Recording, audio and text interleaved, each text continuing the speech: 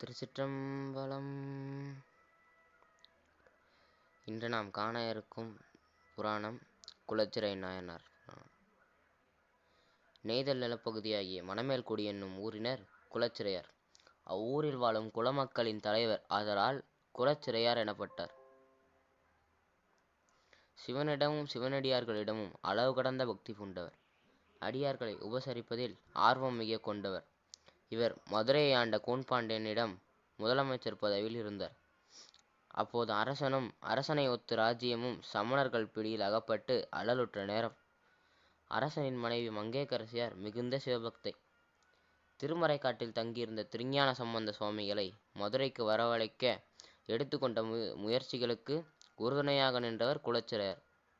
அனல்வாத புனல்வாதங்களில் திருஞான சம்பந்தரிடம் தோற்றுப்போன சமணர்களை கழுவிலேற்றி பாண்டிய நாட்டை மீண்டும் சைவம் தழைத்து நிலைத்தோங்க பெரிதும் உதவியர் குலச்சிறையார்.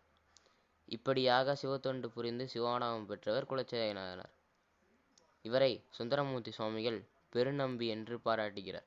நம்பி என்றால் ஆண்களில் சிறந்தவர். அதிலும் இவர் பெரும் நம்பி என்றவாறு.